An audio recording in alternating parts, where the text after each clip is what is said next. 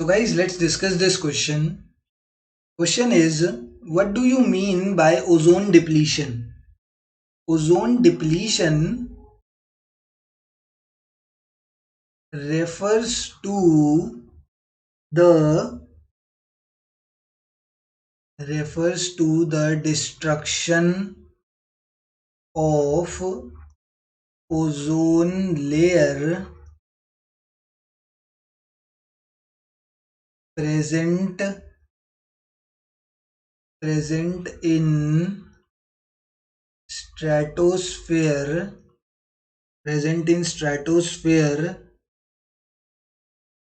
due to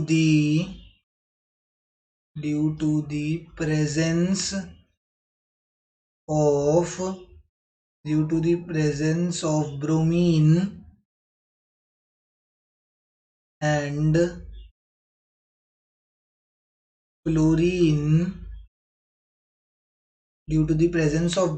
and chlorine released through the use of chlorofluorocarbons. क्या होता है, what is ozone layer depletion?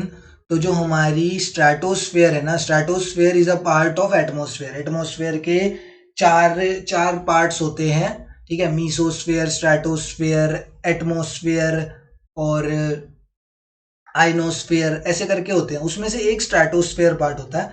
उस stratosphere में ozone layer present होती है. Ozone layer protects us from the harmful UV rays of the sun. Harmful UV rays से वो protect करती है हमें. एंड वो क्या हो रही है, डिस्ट्रक्ट हो रही है, मतलब वो डिप्लीट हो रही है, डिस्ट्रक्ट हो रही है. और जब जितनी ज्यादा वो डिस्ट्रक्ट होगी उतनी ज्यादा अर्थ पे हार्मफुल यूवी रेज आएंगी. एंड जितनी ज्यादा हार्मफुल यूवी रेज आएंगी, harmful UV rays can also lead to skin cancer. वो लोगों को स्किन कैंसर भी कर सकती है, इतनी ज्यादा हार्मफुल है वो. तो वो अब ये डिप्लीट कैसे हो रही है ओजोन लेयर? तो ozone layer is depleting due to the presence of bromine and chlorine in the stratosphere. Stratosphere के अंदर जब ब्रोमीन और क्लोरीन का प्रेजेंस इंक्रीज होएगा तब ये ओजोन लेयर डिप्लीट होती है. एंड ये ओजोन लेयर, ये ब्रोमीन एंड क्लोरीन कहाँ से रिलीज होते हैं?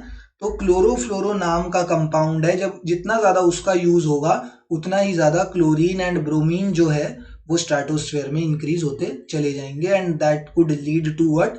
Ozone layer depletion.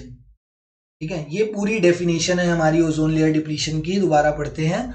Ozone layer depletion refers to the destruction of ozone layer present in stratosphere due to the presence of chlorine and bromine in the stratosphere. ये chlorine and bromine कहाँ पे present है? Stratosphere के अंदर ही present है. And these gases are released through the use of chlorofluorocarbons by human beings. कौन use करता है क्लोरोफ्लोरोकार्बन्स को? ह्यूमन बींग्स यूज करते हैं. बाद में 1987 के अराउंड ये क्लोरोफ्लोरोकार्बन्स का जो प्रोडक्शन था, इनका यूज था, सब बंद कर दिया गया बाय एन इंटरनेशनल ट्रीटी. इसको क्या कर दिया गया था? बैन कर दिया गया था इन 1987. इसके थ्रू? मॉन्ट्रियल प्रोटोकॉल में इसको बैन कर दिया गया था. And this was an international treaty. World wide एक ट्रीटी करी गई थी कि कोई भी कंट्री इस एलिमेंट को यूज नहीं करेगी. ठीक है, इस क्लोरोफ्लोरोकार्बन नाम के इस कंपाउंड को यूज नहीं करेगी. इसको बैन कर दिया गया था इन दी मॉन्ट्रियल प्रोटोकॉल ऑफ 1987. इसको जानने की जरूरत नहीं थी, हमें तो डेफिनेशन जाननी थी, वो यहीं पर ही खत्म हो गई थी. ठीक है ना, बस ऐसे ही समझाने के लिए बताया. Thank you.